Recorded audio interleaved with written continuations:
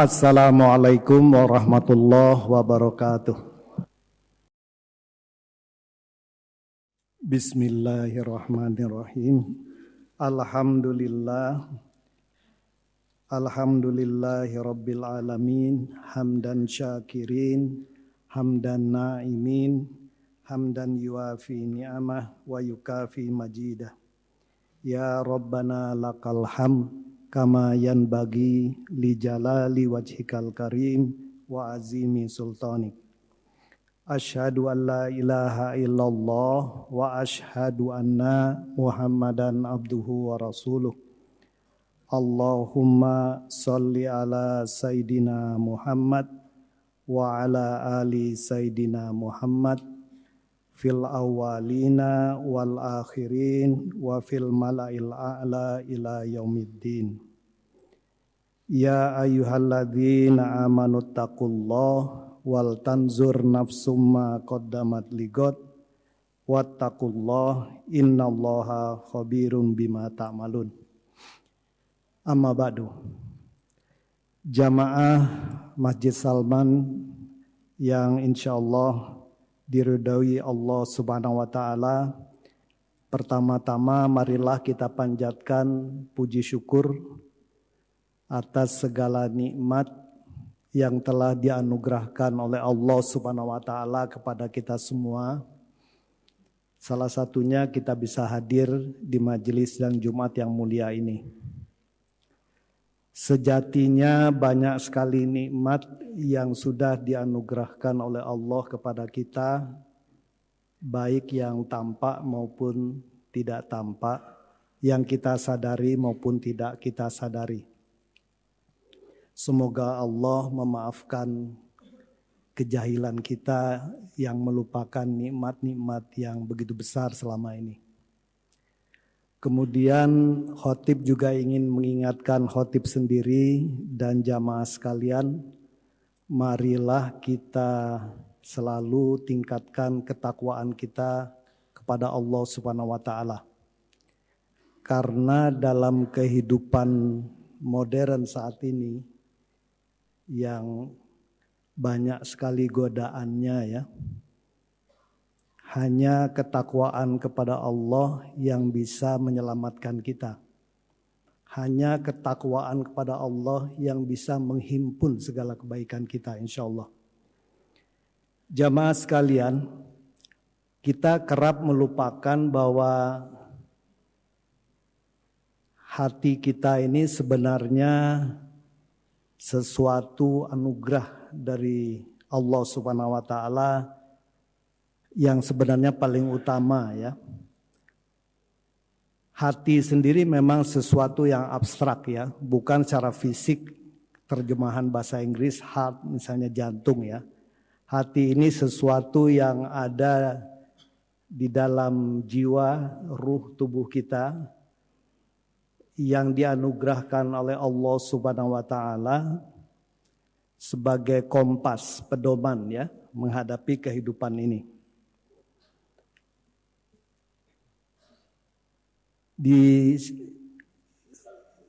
Disampaikan oleh Kanjeng Nabi Shallallahu alaihi wasallam, tidak ada bagian tubuh itu yang lebih baik dari hati kita.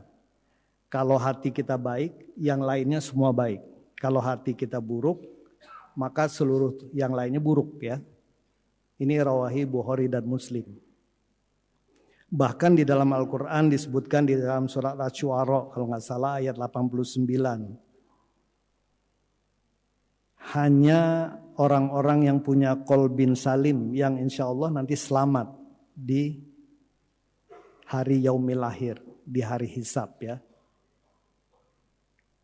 Makanya kita selalu disarankan oleh Kanjeng Nabi Shallallahu alaihi wasallam jangan melupakan doa setelah sholat, ya mukallibal qulub sabbit qalbi ala dinik ya. Wahai yang membolak-balikan hati, tetapkanlah hatiku di atas agamamu ya. Jadi Kanjeng Nabi SAW ini memberikan perhatian besar ya terhadap hati. Dan kalau kita lihat ulama-ulama salaf, ulama-ulama sufi juga memberikan perhatian yang besar dalam tazkiyatun nafs ya, penyucian jiwa, penyucian hati. Karena berangkat dari aksioma tadi, kalau hatinya baik, bersih ya, insya Allah yang lain-lainnya oke ya. Nah, jamaah sholat Jumat yang dirahmati Allah, memang membersihkan hati ini tentunya bukan pekerjaan mudah ya. Kita sadarlah, Hatib sendiri juga kadang-kadang kita sadar ya. Bahkan sahabat Nabi zaman dulu pernah merasakan seperti itu ya. Ada sahabat Nabi yang dia menangis, ditanyakan oleh Abu Bakar Siddiq radhiyallahu an, kenapa kamu menangis? Sahabat ini mengatakan, kalau kami bersama Rasulullah, hati ini rasanya dekat sekali pada Allah ya. Tapi begitu kami pulang kembali ke keluarga kami, ya kami sudah lupa lagi. Ya minimal lupa 100% seperti itu tidak ya. Abu Bakar Siddiq mengatakan sama kalau begitu. Saya kalau dengan Nabi rasanya semuanya hati ini dekat pada Allah. Tetapi kenapa begitu pulang ke rumah kok jadi campur dengan kecintaan kepada anak, cucu dan segala macam ya.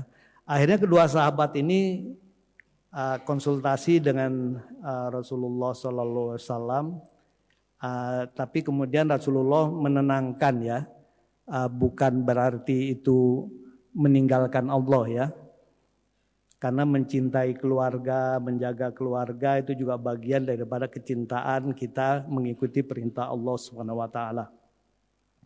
Jamaah sholat Jumat yang diberkati rahmati Allah, Syekh Abdul Qadir Al-Jailani ya, beliau ini wali kutub lah kalau di dunia sufi ya, walinya yang paling sudah level tinggi ya. Dalam bukunya itu mengatakan bahwa hati manusia itu punya 6 hasrat biasanya. Nah, ke-6 hasrat ini selalu bertarung di dalam hati manusia, di dalam hati kita. Menurut Syekh Abdul Qadir Al-Jailani, yang pertama itu hasrat hawa nafsu, nafsu diri. Kemudian yang kedua hasrat setan ya, setan yang membisik-bisikkan. Ketiga hasrat ruh, keempat hasrat malaikat, kelima hasrat akal, keenam hasrat keyakinan. Kalau hasrat nafsu diri dan setan ini biasanya mengajak ke hal-hal yang negatif ya. Kalau hasrat ruh dan hasrat malaikat mengajak kita ke arah-arah kebaikan. Kemudian rasio akal kita. Nah ini juga punya hasrat ya. Nah, ini bisa positif atau negatif. Kemudian ada hasrat keyakinan. Ini biasanya anugerah Allah ya, semacam ilmu laduni yang diberikan kepada para wali Allah. Nah menurut Syekh Abdul Qadir Al-Jailani, pertarungan 6 hasrat ini selalu berlangsung sampai kita meninggal dunia ya. Bagaimana kita bisa mengelola hasrat-hasrat hati ini akan nanti menentukan kualitas amal kita dan akan menentukan kebahagiaan hidup di dunia dan akhirat.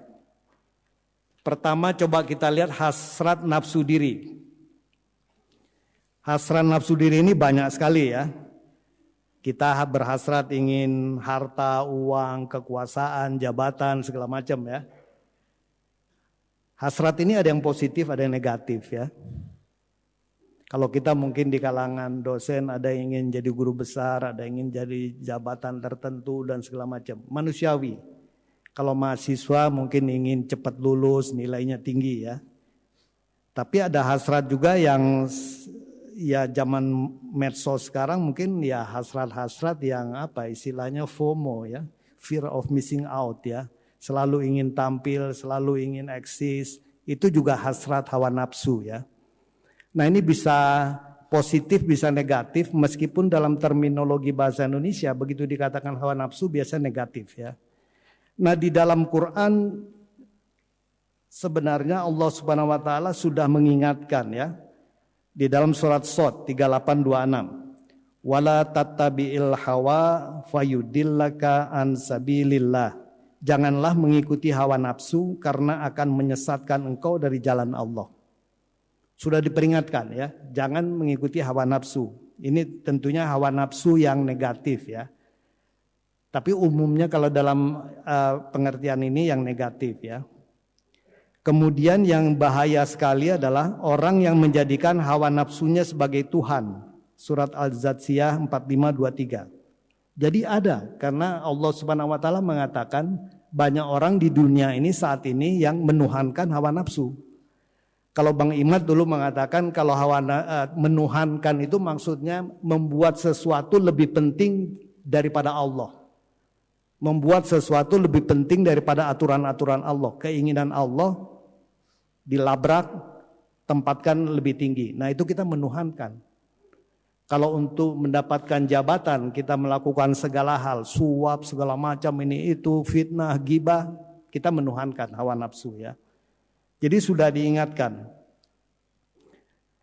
Dan Allah juga sudah dalam surat An-Nazi'at 40:41, orang yang bisa menahan diri dari keinginan hawa nafsunya, sesungguhnya surgalah tempat tinggalnya. Jadi Gusti Allah juga sudah menjanjikan ya, kalau kita bisa menahan hawa nafsu, surga ininya ya. Jadi ini banyak sekali, bahkan di dalam hadis siapa saja yang membenci hawa nafsu karena Allah, maka dia akan aman dari kebencian Allah pada hari kiamat nanti. Hadis Bukhari.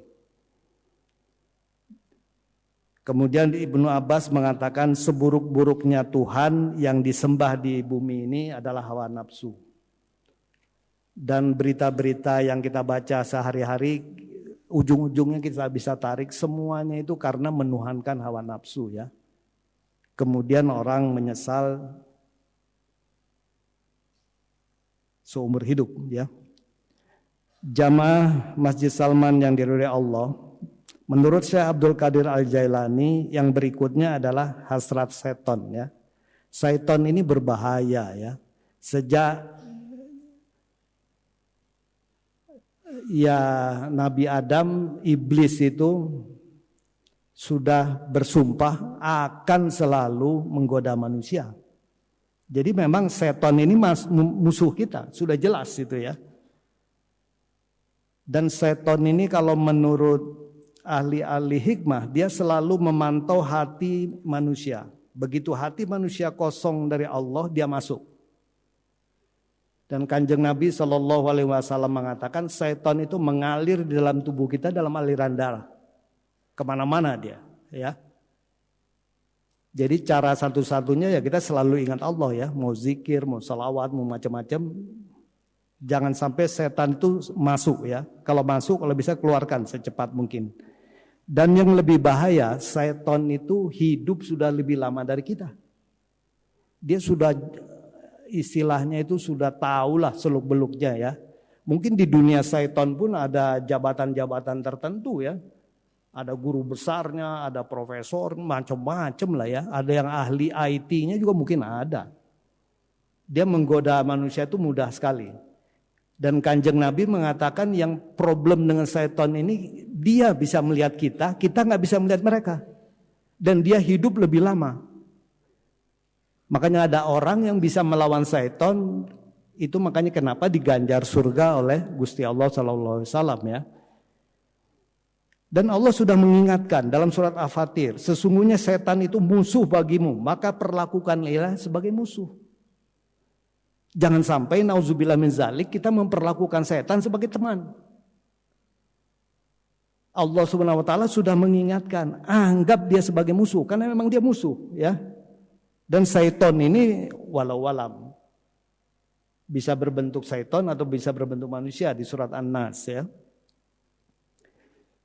An-Nur 24:21. Janganlah kalian mengikuti langkah-langkah setan, karena setan ini selalu mengajak ke neraka. Enggak ada setan yang mengajak ke surga. Jadi hati-hati kalau kita biasa mengajak manusia atau mengkafirkan manusia agar masuk neraka, Lantas pertanyaannya apa bedanya kita dengan aura setonia tadi ya? Jadi seton ini selalu mengajak ke neraka. Dan seton ini selalu memberikan janji-janji kepada kita, membangkitkan angan-angan kosong mereka kita ya. An-Nisa 19:20. Sering terjadi. Oh enggak apa-apa.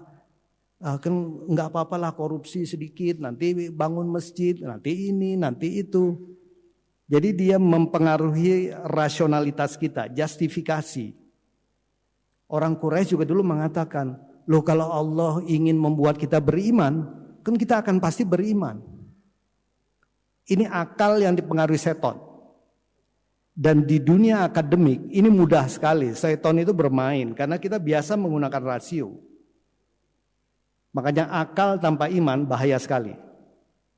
Rasionalitas yang tidak berlandaskan religiolitas, hati-hati ya.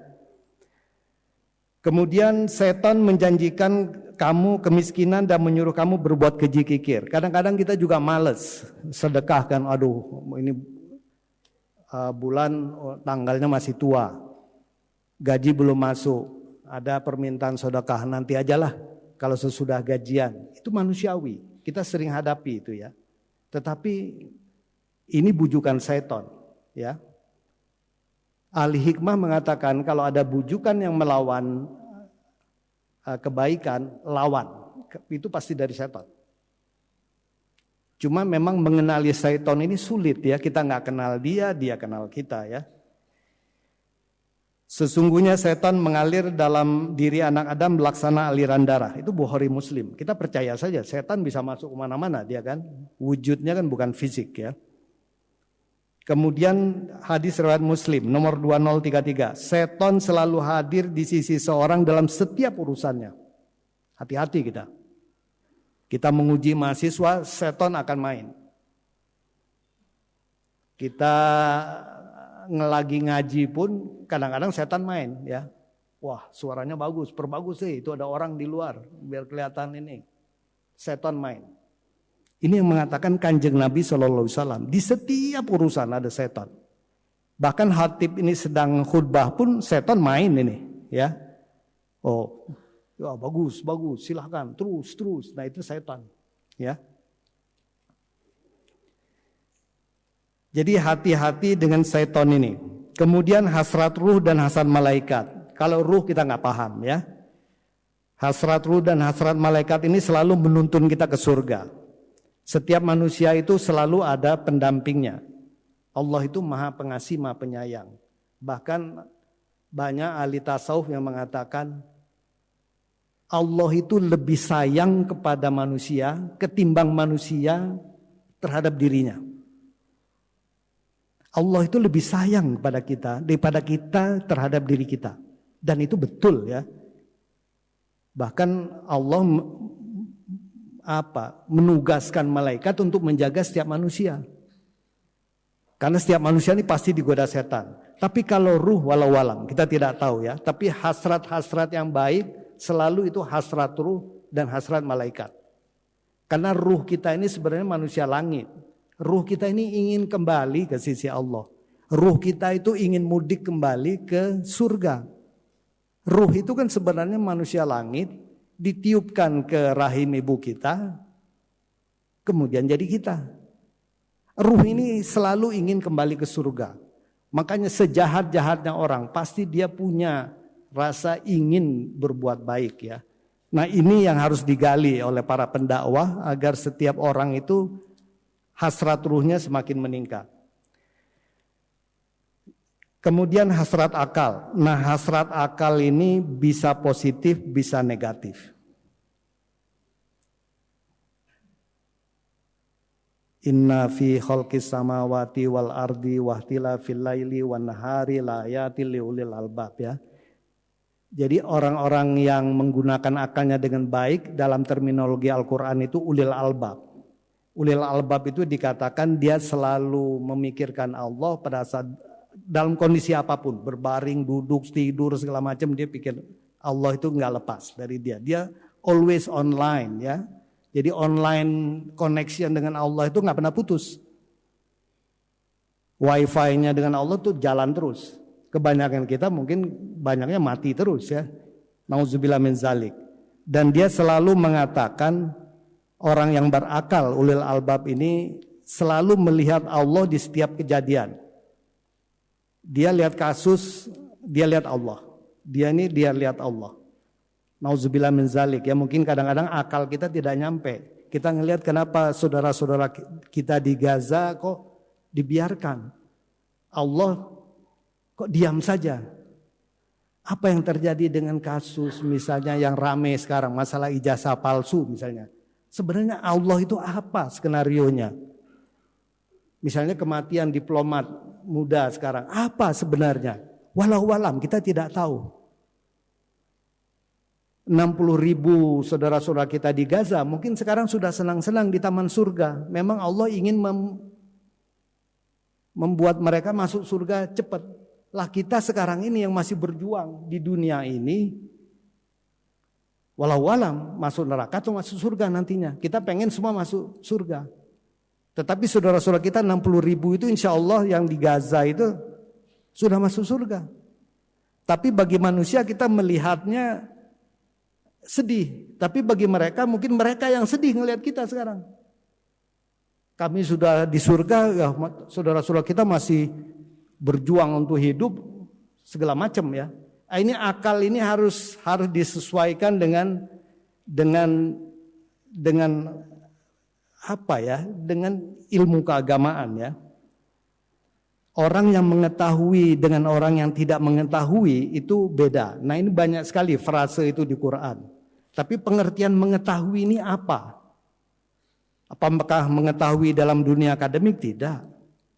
Mengetahui ini sebenarnya mengetahui apa yang diperintahkan oleh Allah, dilarang oleh Allah, ditetapkan oleh Allah. Dia bisa sami'na wa ata'na. Dia bisa melihat lapisan-lapisan makna di balik kejadian.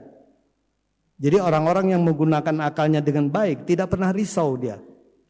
Enggak dapat jabatan, alhamdulillah. Enggak diajak proyek, alhamdulillah.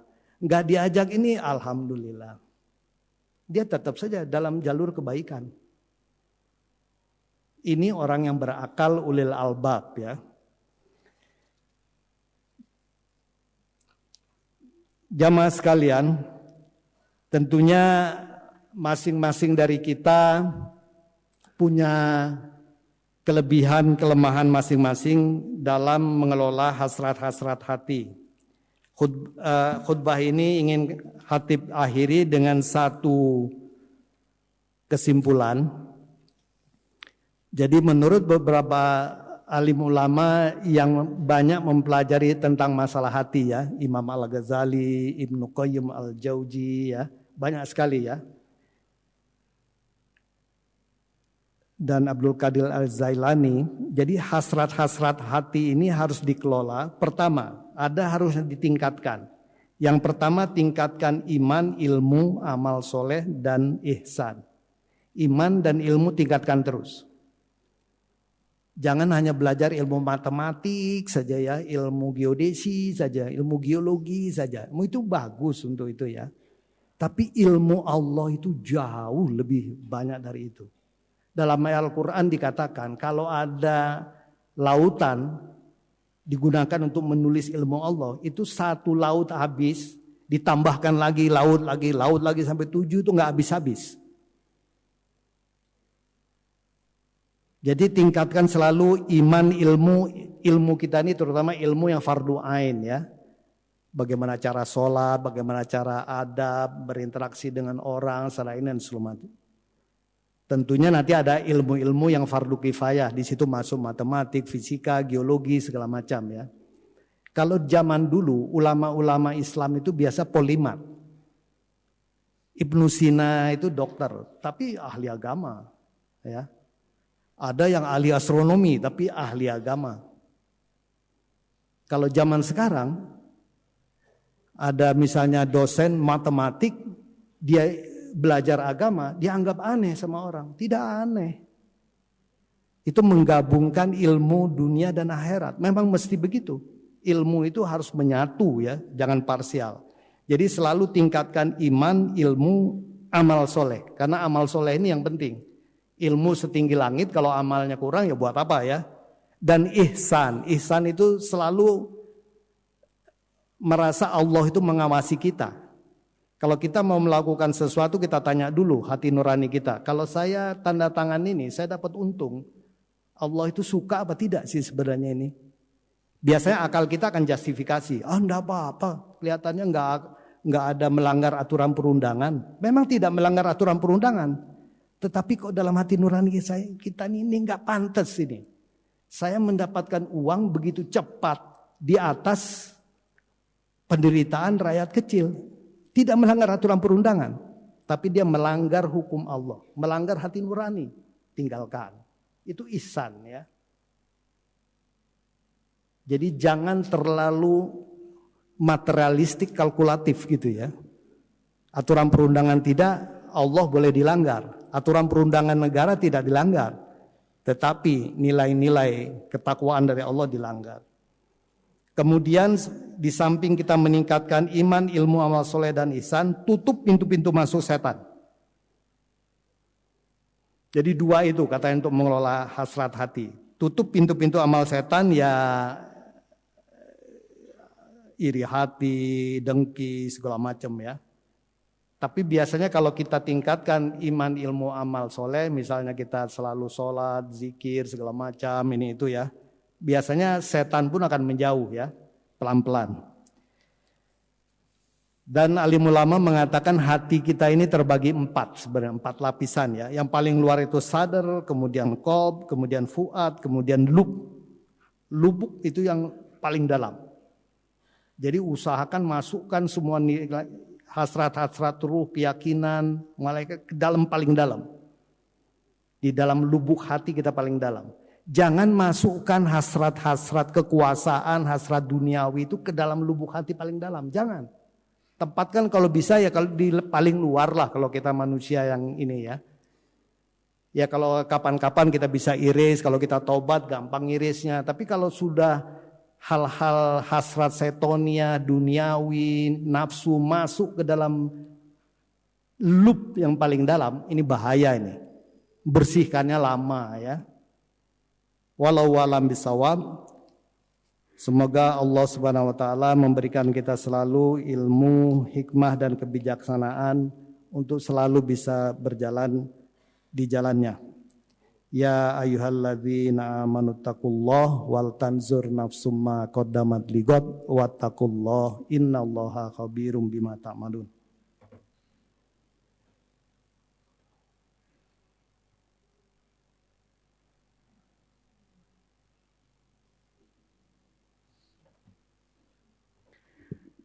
Alhamdulillahi rabbil alamin hamdan yuafi ni'amah wa yukafi majidah ya rabbana lakal ham kama yanbaghi li jalali wajhikal karim wa azimi sultanik asyhadu an la ilaha illallah wa asyhadu anna muhammadan abduhu wa rasuluh Allahumma salli ala sayyidina Muhammad wa ala alihi wa sahbihi wa sallim. Ya Allah, Ya Rahman, Ya Rahim, Ya Ra'uf, Ya Waddud, Ya Hayyul, Ya Qayyum, Ya Jal Jalali wal Ikram. Allahumma gfir lil mu'minina wal mu'minat, wal muslimina wal muslimat, al ahya'i minhum wal amwat, birahmatika ya arhamar rahimin. Rabbana zolamna anfusana, wa illam takfir lana, wa tarhamna lanakunanna minal khasirin. Rabbana gfir lana wa liwalidina warhamhuma kama rabbawna sigoro. Rabbana hablana min ajwajina wa zurriyatina qurrata a'yun waj'alna lil muttaqina imama. Rabbana atina fid dunya hasanah wa fil akhirati hasanah wa qina azabannar.